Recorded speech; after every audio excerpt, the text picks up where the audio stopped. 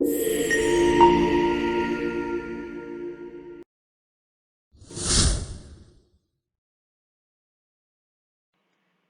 phenomenon. It's an episodic vasospasm of the digital vasculature, meaning that it causes the blood vessels in the extremities to narrow, thus restricting the blood flow.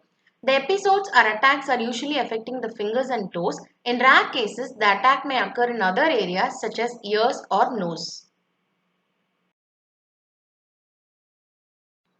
This episodic attack usually happens after exposure to cold or emotional stress. These attacks are usually manifested as triphasic response or tricolor change of the digits. So first, initially, there will be stage of blanching, which is also known as stage of local syncope. With exposure to cold, the digital arterioles goes into spasm, thereby decreasing blood flow to the arteries, causing blanching of digits, which may appear white. Then next stage is cyanosis, which is also known as stage of local asphyxia. It results from the pooling of deoxygenated blood within these constricted vessels and imparts blue color to the digits.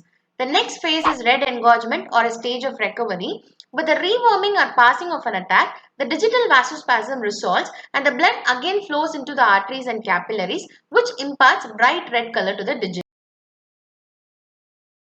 Along with these color changes, the patient often experiences a throbbing, painful sensation during all these phases, and sometimes it is referred to as pin and needle sensation.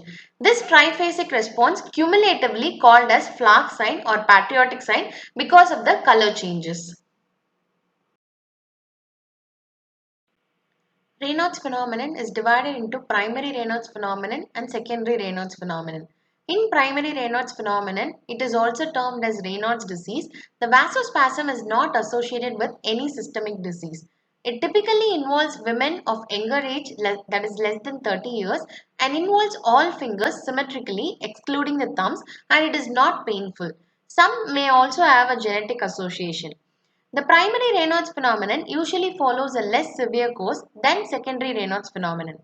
In contrast, the secondary Raynaud's phenomenon is associated with an underlying disease, usually a connective tissue disorder like SLE, scleroderma, or rheumatoid arthritis, of which scleroderma is the most common.